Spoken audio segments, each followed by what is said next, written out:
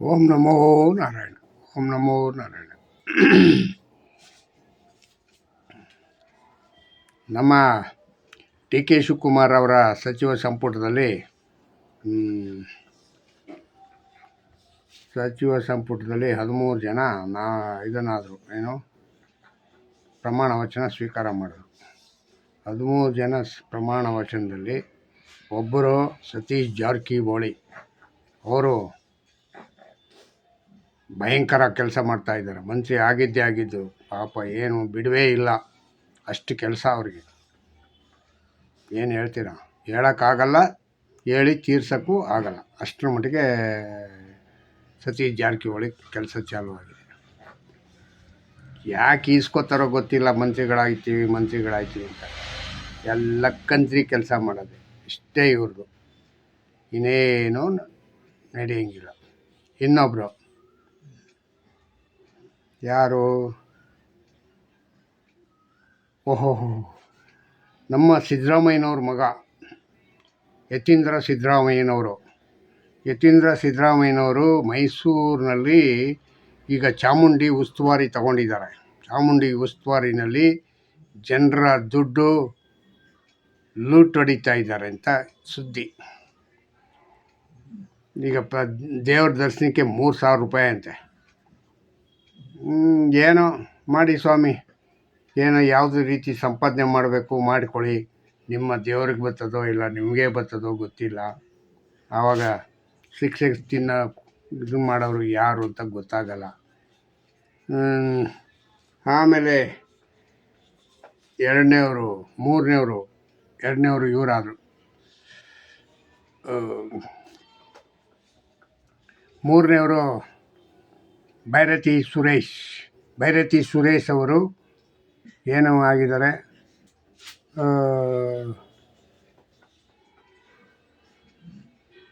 ಅವರ ಸಚಿವ ಸಂಪುಟದಲ್ಲಿ ಸಚಿವರಾದ ಮೇಲೆ ಒಂದು ಬಸ್ನ ಅಡ್ಡಗಟ್ಟಿ ತಡೆದು ಅವನ ಕಂಡಕ್ಟ್ರಿಗೆ 100 ರೂಪಾಯಿ ನೋಟ್ ಕೊಟ್ಟು ಟಿಕೆಟ್ ಕೊಡಲಿಲ್ಲ ಅಂತ ಕೆಳಗಡೆ ಇಳಿಸ್ಕೊತಾರೆ. ಕೆಳಗಡೆ ಇಳಿಯಪ್ಪ ಅಂತ ಹೇಳಿಸ್ಕೊತಾರೆ. ಇದು ಒಂಥರ. ಆದರೆ ಅದನ್ನೀಗ BJPಯ ಯಾರು ನಮ್ಮ ಸುರೇಶ್ ಕುಮಾರ್ ಅವರು ವ್ಯಂಗ್ಯ ಆಡ್ತಾರೆ. ವ್ಯಂಗ್ಯ ಆಡೋದು ಒಂದು ದೊಡ್ಡ ಕೆಲಸ. ನಮ್ಮ ಇದರಲ್ಲಿ ಏನಾಗಿದೆ ಹೆಂಗಂದರೆ, ವ್ಯಂಗ್ಯ ಆಡೋ ಮತ್ತು ಅವ್ರನ್ನೀಗ ಹೀಯಾಳಿಸು ಎರಡು ಬಿಟ್ಟರೆ ಬೇರೆ ಇನ್ನೇನು ಕಲ್ತಿಲ್ಲ ರಾಜಕಾರಣಿಗಳು ಕಲ್ತಿರೋದು ಒಂದೇ ಒಂದು, ಸಾರ್ವಜನಿಕರ ದುಡ್ಡು ಯಾವ ರೀತಿ ಪೋಲಾಗುತ್ತೆ ಅದನ್ನು ಸರಿಪಡಿಸೋಣ, ಯಾವನು ಕೆಲಸ ಮಾಡ್ತಾಯಿದ್ದಾನೆ ಅವನ ಬುದ್ಧಿ ಕಲಿಸೋಣ ಅನ್ನೋ ಯೋಚನೆ ಇಲ್ಲ. ಸುರೇಶ್ ಕುಮಾರ್ ಅವ್ರಿಗೆ ಪಾಪ ಈಗ ಏನೋ ಪಾಪ ಅಂತೆ ಕಂಡಕ್ಟ್ರು. ಹೆಂಗೆ ಪಾಪ, ಚಿಕ್ಕ ಪಾಪನಾ? ಎಷ್ಟು ವರ್ಷ ಅವ್ರಿಗೆ? ಹಾಲು ಕುಡಿಯೋಕ್ಕೆ ಬರಲ್ವಾ? ಇಲ್ಲ ಇನ್ನೇನು ಬರಲ್ವಾ? ಏನ್ರಿ ಸುರೇಶ್ ಕುಮಾರ್ ಅವರೇ, ನಿಮಗೆ ವಯಸ್ಸಾಯಿತು ಸುಮ್ಮನೆ ಅಲ್ರಿ, ಪ್ರಶಂಸೆ ಮಾಡಿರಿ. ಒಬ್ಬ ವ್ಯಕ್ತಿನಿಗ ಹಿಡಿದು ಅವರು ಕೇಳ್ತಾ ಇದ್ದಾರೆ. ನಿಮಗೆ 100 ರೂಪಾಯಿ ದೊಡ್ಡದಿಲ್ಲಪ್ಪ ಸುರೇಶ್ ಕುಮಾರ್ ಅವರೇ, ನಮಗೆ 100 ರೂಪಾಯಿ ತುಂಬ ದೊಡ್ಡದು. ಆ 100 ರೂಪಾಯಿನಲ್ಲಿ ನಾವು ನಿಜವಾಗಿ ಇಡೀ ದಿನ ಕಳ್ಕೊಂಬಿಡ್ತೀವಿ. ಆ 100 ರೂಪಾಯಿ ಖರ್ಚಲ್ಲಿ ಊಟಕ್ಕಾಗುತ್ತೆ ಮತ್ತು ಇದಕ್ಕಾಗುತ್ತೆ. ಅರ್ಥ ಆಯ್ತಾ? 100 ರೂಪಾಯಿ ಕೊಟ್ಟು ಟಿಕೆಟ್ ತಗೊಂಡು ಚಿಲ್ಲರೆ ಕೊಡೋಲ್ಲ ಹಂಗಂತಂದರೆ ಭೈರತಿ ಸುರೇಶ್ ಅವ್ರಿಗೆ ಹೆಂಗಾಗ್ಬೋದು? ಅದು ತಪ್ಪ ಅದು? ಬಡಪಾಯಿ ಮೇಲೆ ಹೋಗಿ ಬ್ರಹ್ಮಾಸ್ತ್ರ ಅಂತ. ಏನು ಬಡಪಾಯಿ ಬ್ರಹ್ಮಾಸ್ತ್ರ ಇನ್ಯಾರ ಮೇಲೆ ಮಾಡೋದು? ನಿಮ್ಮ ಮೇಲೆ ಮಾಡೋದಾ? ನೀವೆಷ್ಟು ಕೋಟಿ ಸಂಪಾದನೆ ಮಾಡ್ತಾಯಿದ್ದೀರಾ? ಕಂಡು ಹಿಡಿದ್ಬಿಟ್ಟು ಅವನು ತಮಿಳ್ನಾಡು ವಿಜಯ್ ಮಾಡೋನಲ್ಲ, ಹಂಗೆ ಪ್ರತಿಯೊಬ್ಬ ಎಮ್ಮೆಗಳದು ಲೆಕ್ಕಾಚಾರ ಹಾಕಬೇಕು ಅಂತ ಕಾಯ್ತಾವನೆ. ಆ ಥರ ಮಾಡಬೇಕು, ಆವಾಗ ನಿಮ್ಗೆ ಸರಿ ಆಯ್ತದೆ. ನೀವೆಲ್ಲ ಹಿಂದೆ ಎಲ್ಲ ತಿಂದಿದ್ದೀರಲ್ಲ, ಹೆಗ್ಗಣ ತಿಂದಂಗೆ ತಿಂದು ಹೆಗ್ಗಣಗಳಾಗ್ಬಿಟ್ಟಿದ್ದೀರಾ. ಇಲ್ಲಿ ಹೋಗಿ ಹೆಗ್ಗಣಗಳಾಗಿದ್ದೀರಾ. ಇನ್ನೇನು ನಿಮ್ಗೆ ಅದರದ್ದು ದುಡ್ಡನ್ನು ಬೆಲೆ ಗೊತ್ತಾಗಬೇಕು. ಭೈರತಿ ಸುರೇಶನಿಗೆ ಕಂಡಮ್ ಮಾಡೋದಾದರೂ ಏನು? ಯಾವ ಪಕ್ಷದವನಾರು ಆಗಿರಲಿ, ಕಂಡಮ್ ಮಾಡೋದೇನಿದೆ?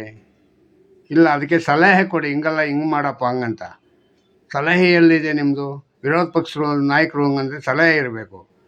ಸಲಹೆ ಎಲ್ಲಿದೆ? ವ್ಯಂಗ್ಯ ಆಡೋದೇನಿದೆ? ಮತ್ತು ಇನ್ನೇನು ಮಾಡಬೇಕಾಗಿತ್ತು? ಆಯಪ್ಪ ತಗೊಳಪ್ಪ, ಇದು 100 ರೂಪಾಯಿ ಇಟ್ಕೊ ಅಂತ ಕೊಟ್ಬಿಟ್ಟು ಬರಬೇಕಾಗಿತ್ತ ಭೈರತಿ ಸುರೇಶ್ ಅವರು? ಏನು ಮಾತಾಡ್ತೀರ್ರಿ ರಮೇಶ್ ಕುಮಾರ್ ಅವರೇ? ಏನು ಮಾತಾಡ್ತೀರಾ, ಏನು ನಿಮ್ಮ ತಲೆಯಲ್ಲಿ ಜ್ಞಾನ ತುಂಬೈತೆ ಅಂತಂತ ನಾನು ತಿಳ್ಕೊಳ್ಳಿ ಅಂತಲೇ ಅರ್ಥ ಆಗಿಲ್ಲ. ನಿಮ್ಮನ್ನೆಲ್ಲ ಬುದ್ಧಿವಂತರು ಅಂದ್ಕೊಂಡಿದ್ದೆ. ಪರವಾಗಿಲ್ಲ, ಕೌನ್ಸಿಲರಾಗಿ ಬಂದು ಕೌನ್ಸಿಲರಿಂದ MLA ಆಗಿ 4 ಸತಿನೋ 5 ಸತಿನೋ MLA ಆಗಿದ್ದಾರೆ. ಇವ್ರಿಗೆ ದೊಡ್ಡ ಪರಿಜ್ಞಾನ ಬಂದಿದೆ. ಇವರು ಜ್ಞಾನ ತುಂಬ ಒಳ್ಳೆಯದು. ಅದರಲ್ಲಿ ಬೇರೆ ಬ್ರಾಹ್ಮಣರಿಗೆ ಬುದ್ಧಿ ಇರ್ತದೆ ಅಂದ್ಕೊಂಡೆ. ನೋಡಿದೆ ಬ್ರಾಹ್ಮಣರಿಗೆ ಬುದ್ಧಿ ಇಲ್ಲ. ಇದು ವಿಷಯ. ಅರ್ಥ ಆಯ್ತಾ? ಮತ್ತು ಇನ್ನೊಬ್ಬ ನಾಯಕ, ಯಾರಪ್ಪ ಅವರು? ಇನ್ನೊಬ್ಬ ನಾಯಕ ಅಂದರೆ ತುಂಬ ನಗು ಬರೆಸುವಂಥ ನಾಯಕ ಇವರು.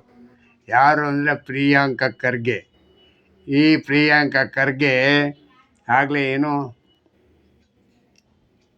ಪ್ರಿಯಾಂಕಾ ಖರ್ಗೆ ಅವರು ಜಪ ಮಾಡ್ತಾ ಇದ್ದಾರೆ. RSS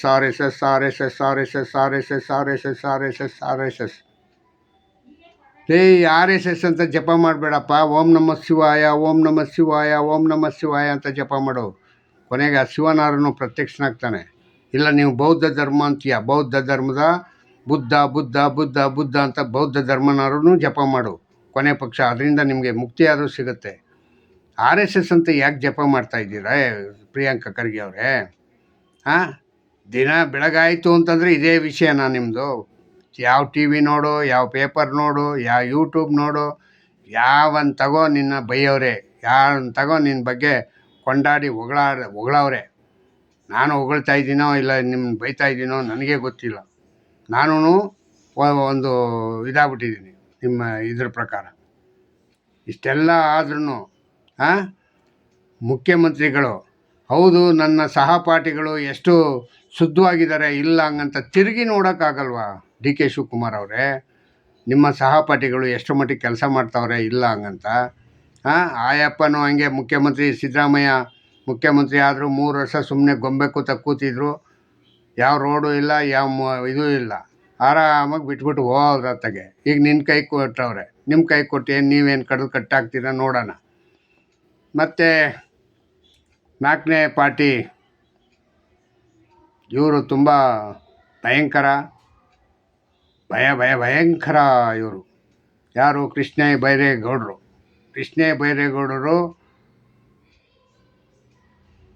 ಬೆಂಗಳೂರು ಅಭಿವೃದ್ಧಿ ಖಾತೆನಿಗೆ ತಗೊಂಡವ್ರೆ. ಬೆಂಗಳೂರು ಅಭಿವೃದ್ಧಿ ಖಾತೆ. ಬೆಂಗಳೂರು ಅಭಿವೃದ್ಧಿ ಆಯ್ತದ ಇಲ್ಲ ಏನಾಗ್ತದೋ ಗೊತ್ತಿಲ್ಲ. ಆದರೆ ಎಲ್ಲ ಏರಿಯಾನೂ ಮಾಡಿದ್ರು. ಚಾಮರಾಜಪೇಟೆ ಮಾಡಿದ್ರು, ಮತ್ತು ಮಾರ್ಕೆಟ್ ಮಾಡಿದ್ರು, ಮತ್ತು JP ನಗರ, ಜಯನಗರ, ಮತ್ತು ವಿಜಯನಗರ, ಹಿಂಗೆ ರಾಜಾಜಿನಗರ, ಹಿಂಗೆ ಎಲ್ಲ ಹಿಂದೂಗಳ ಏರಿಯಾನೇ ಮಾಡಿದ್ರು. ಆದರೆ ಒಂದೇ ಒಂದು ಏರಿಯಾ ಮಾತ್ರ ಮುಟ್ಟೋಕ್ಕಾಗಿಲ್ಲ. ಯಾಕೆ? ಅವ್ರಿಗೆ ಇವರ ಸಹಭಾಗಿತ್ವದಲ್ಲಿ ಇರ್ತಕ್ಕಂಥವ್ರಲ್ವೇ ಅವರು. ಶಿವಾಜಿನಗರ ಅಂದರೆ ಏನು? ಶಿವಾಜಿನಗರದಲ್ಲಿರೋರೆಲ್ಲ ಯಾರು? ಅವ್ರ ಏರಿಯಾದಲ್ಲಿ ಏನಾದ್ರು ಹೋಗಿ ಹೆಜ್ಜೆ ಹಾಕಿ ಕೆಲಸ ಆಗಲ್ವ ಗೊತ್ತೇ ಇಲ್ಲ. ಶಿವಾಜಿನಗರ, MG ರೋಡು, ಮತ್ತು ಟ್ಯಾನಿ ರೋಡು, ನಾಗಾವರ ಎಲ್ಲ ಸುಮಾರು ಇದೆಯಲ್ಲಪ್ಪ, ಬೇಜಾನಿದೆ ಅವ್ರ ಏರಿಯಾ. ಅಲ್ಲಿ ಯಾಕೆ ನೀವು ಇದನ್ನು ಮಾಡಲಿಲ್ಲ? ಫುಟ್ಪಾತ್ನಿಗೆ ತೆರವುಗೊಳಿಸ್ಲಿಲ್ಲ? ಅಲ್ಲಿ ಯಾಕೆ ಇಂಪ್ರೂವ್ಮೆಂಟ್ ಆಗಬೇಡ್ದ? ಅವ್ರೇನು ಮನುಷ್ಯರ ಅಲ್ವಾ? ಅವ್ರದ್ದು ಯಾಕೆ ಕೆಲಸ ನಿಲ್ಲಿಸಿದ್ರಿ? ಹೇಳಿ ಕೃಷ್ಣ ಬೈರೇಗೌಡ್ರೆ ಹೇಳಿ. ಏನಿದು? ಇದು ಸರಿಯಾದ ಕ್ರಮ ಅಲ್ಲ ನೀವು ಮಾಡ್ತಾ ಇರೋದು. ಅದರಿಂದ ನಾನು ನಿಮಗೆ ಒಂದು ಸಣ್ಣ ಸಲಹೆಯನ್ನು ಕೊಡ್ತೇನೆ. ನೀವು ಯಾವತ್ತೂ ಶಿವಾಜಿನಗರನಿಗೆ ತೆರವುಗೊಳಿಸೋಕ್ಕೆ ಹೋಗ್ತೀರಾ? ಮತ್ತು ಈಗೇನೋ ಹೇಳ್ತಾಯಿದ್ರಿ ಕಾರ್ಗಳೆಲ್ಲ, ಮತ್ತು ಕಸ ರಾಶಿ ಎಲ್ಲ ಇದೆ. ಬನ್ನಿ, ನಮ್ಮ ಕಸ್ತೂರಿಬಾ ನಗರದಲ್ಲೂ ಇದೆ, ಚಾಮರಾಜಪೇಟೆಯಲ್ಲಿ ಜಮೀರ್ ಅಹಮದ್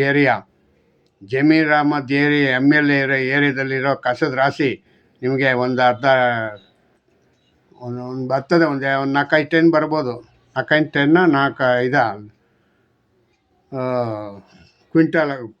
ಟನ್ನು ಬರ್ಬೋದು. ಬನ್ನಿ, ಇಲ್ಲಿ ಬಂದು ಕಸದ ರಾಶಿ ಎತ್ಕೊಂಡು ಹೋಗಿ ನೋಡಿ. ಇಲ್ಲಿ ಒಬ್ಬ MLA ಎಷ್ಟು ಮಟ್ಟಿಗೆ ಕೆಲಸ ಮಾಡ್ತಾಯಿದ್ದಾರೆ. ಅವರ ಅಧಿಕಾರಿಗಳು, ಹೆಲ್ತ್ ಡಿಪಾರ್ಟ್ಮೆಂಟು ಎಷ್ಟು ಮುಂಚೂಣಿಯಲ್ಲಿ ಕೆಲಸ ಮಾಡ್ತಾಯಿದೆ ಅಂತ ಅವ್ರಿಗೆಲ್ಲ ಒಂದು ನೋಬಲ್ ಪ್ರೈಸ್ ಕೊಟ್ಟರೆ ತುಂಬ ಚೆನ್ನಾಗಿರುತ್ತೆ. ಬೈರೇಗೌಡ್ರೆ, ನಾನು ಹೇಳೋದೇನು ಗೊತ್ತಾ? ಈ ಅಧಿಕಾರಿಗಳಿಗೆ ನೀವು ಹಿಂಗೆಲ್ಲ ಇದು ಮಾಡೋದೇ ಆಗಲ್ಲ. ಒಂದೊಂದು ಪ್ರೈಸ್ ಇಡಿ. ಹೆಂಗೆ ಯಾರು ಕಸನಿಗೆ ಜಾಸ್ತಿ ಇಟ್ಟವ್ರೋ ಅವ್ರಿಗೆ ಈ ನೋಬಲ್ ಪ್ರೈಸ್ ಅಂತ. ನೋಬಲ್ ಪ್ರೈಸ್ ನಿಮಗೆ ಕೊಟ್ಟರೆ ಅವರು ಆವಾಗ ಮುಂದಿನ ಸತಿಗೆ ಇನ್ನೊಬ್ಬ ಇವನಿಗೆ ಕೊಡೋಕೆ ಅನುಕೂಲ ಆಗುತ್ತೆ. ರೋಲಿಂಗ್ ಇಟ್ಬಿಡಿ. ನೆಕ್ಸ್ಟ್ ಏನು ಗೊತ್ತಾ, ರೋಲಿಂಗ್ ಇಟ್ಬಿಡಿ.